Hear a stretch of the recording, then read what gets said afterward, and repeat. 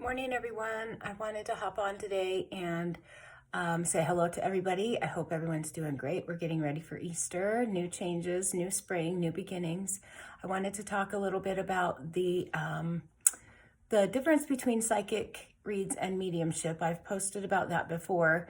I always like to say a mediumship reading is a medium like me, bringing through loved ones that have crossed over, including the souls of your pets, spirits of your pets, or people that you've loved, your parents, your children, your siblings.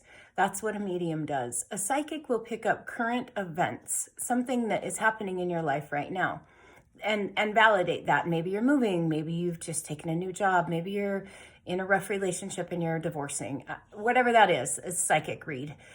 But today I wanted to talk about how you can tell the difference in a reading. If you go to a medium, how you can tell the difference that they are not just reading you psychically, okay? I like to tell my clients I do both, and I will do that in a read. But if you're only looking for a mediumship read and you're going to someone, I want you to know that there is a difference. So first thing, number one, is there third-party evidence that they can validate somehow? Is there evidence that they say to you that you validate with someone later on? Maybe I'm bringing through something, your mom's in spirit, for example, and I'm bringing through something for her to tell you, and you have no idea what that is about. Then you go and ask an uncle or an aunt or another member of the family, and they validate it. Something that you didn't know, something that the medium is just telling you. How could that medium know? That's number one, third-party evidence. Number two, evidence that maybe you've forgotten about or you didn't think existed, and it clicks later on.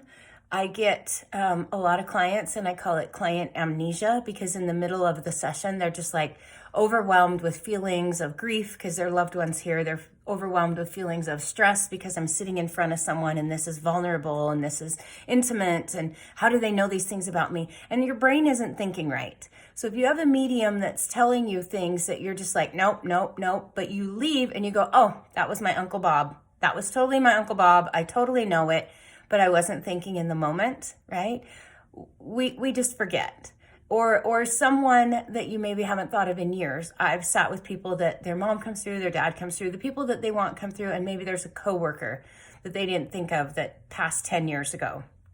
And this coworker's coming through to say, for example, maybe she had breast cancer and how you helped her and how you watched over her and brought her dinner, that sort of thing. All that is the spirit on the other side coming through to validate the love they have for you and thanking you, truly. And as you leave the medium and you go about your day and you think, oh, that was my so-and-so. So there's that, the evidence that you have completely forgotten or, kind of stored somewhere else that you just didn't remember.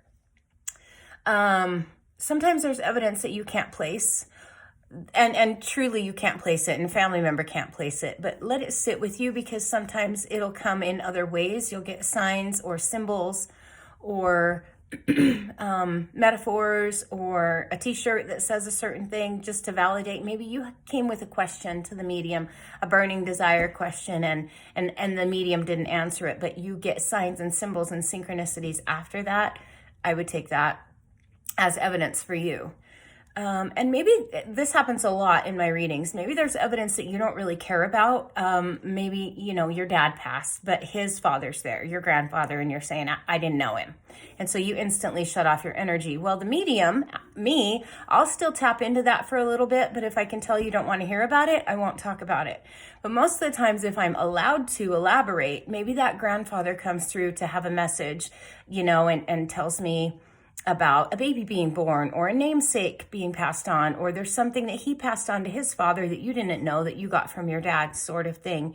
Most people will just shut that down. Oh, I don't know that person. That doesn't make sense. And so I'll just let the reading keep flowing. But sometimes there's evidence that you don't really care about. It makes no rhyme or reason to you, but it's important to spirit to get that through.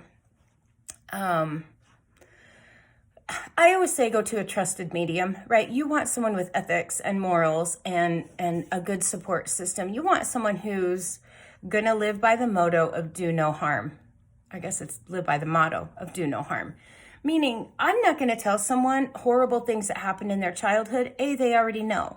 I might have a spirit here, someone that passed over, mom, dad, grandma, whoever, and they're talking about, your childhood and how rough it was. I don't need to go into details. I know that what they're telling me, and you already know because you lived through it. If I was to tell you and elaborate on that, all that's doing is bringing all that up for you. And what's the purpose, right? That's not really healing. So I always work by do no harm, and is it helpful and healing to my client? I hope this helped you when you're looking for a good psychic medium. Remember, I'm local, St. George. I do sessions in person and on Zoom. Reach out to blossomingmedium.com. Have a wonderful day.